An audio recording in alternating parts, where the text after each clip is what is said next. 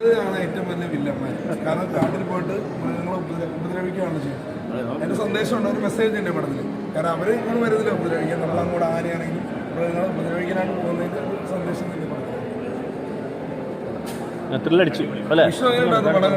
പടം കണ്ട് ഞെട്ടിയിരിക്കുന്നത്. കാരണം ഫൈറ്റ് ഒരു രക്ഷയില്ല. ആ ഫോറസ്റ്റിൽ ഫൈറ്റ് എന്താ പറയാ, അല്ല ഫൈറ്റ് ആ ഫോറസ്റ്റിൽ കിടന്ന് ഫൈറ്റ് ചെയ്യണല്ലേ, അതേപോലെ പേരൊക്കെ ചെയ്യാൻ പറ്റും. ഈ ഷോട്ടുകൾ പുള്ളി എടുക്കാറ്, നായികമാരെ കറക്കുക, ഇങ്ങനെ അടിക്കുക, അങ്ങനത്തെ സാധനങ്ങളൊക്കെ പുള്ളിക്ക് ചെയ്യാൻ പറ്റും. അതായത് ഫൈറ്റ് സീൻ എടുക്കാൻ പറ്റില്ല, ഫൈറ്റ് സീൻ എടുക്കാൻ പറ്റില്ല, ചെയ്യാൻ പറ്റില്ല.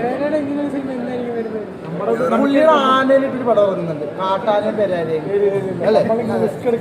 കാട്ടാനെ ഓടിച്ചിട്ടുണ്ട്, ഞാൻ പറയാം, കാട്ടാനെ ഓടിച്ചിരുമ്പോ പെരേര ഇങ്ങനെ നിൽക്കുന്നുണ്ട്, കാട്ടാന്റെ കൊമ്പിൽ പിടിച്ചിട്ട് പെരേര ഇങ്ങനെ ആ കാട്ടാനെ മറിച്ചിട്ടുണ്ട്. അല്ല കഥ പറഞ്ഞത് ഇഷ്ടപ്പെട്ടോ?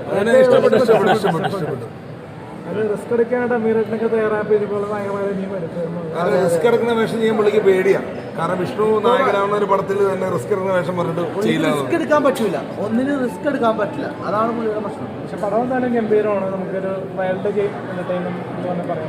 പടം എല്ലാ പ്രേക്ഷകരും സ്വീകരിക്കണം. പടത്തിൽ നല്ല രീതിയിൽ അധ്വാനിക്കുന്നുണ്ട്.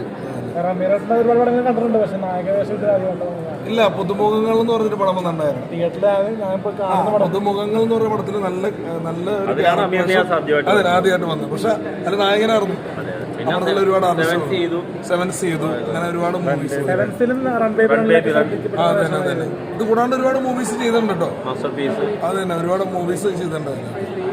നായകവേഷമുള്ളൊരു ക്യാരക്ടർ ആദ്യമായിട്ടാണ് നമ്മൾ കാണുന്നത്, നായകവേഷമുള്ളൊരു ക്യാരക്ടർ. പിന്നെ അതിനോട് വർക്കൗട്ട് ചെയ്ത്, ബോഡിയൊക്കെ വർക്കൗട്ട് ചെയ്ത്. പിന്നെ ഈ പടം ഇറങ്ങുമ്പോൾ ചിലപ്പോൾ വിവാദമൊന്നും അറിയില്ല, കാട്ടുപോത്തായിട്ടാണ് ഫൈറ്റ്, അപ്പൊ അതുകൊണ്ട് വിവാദമൊന്നും അറിയില്ല.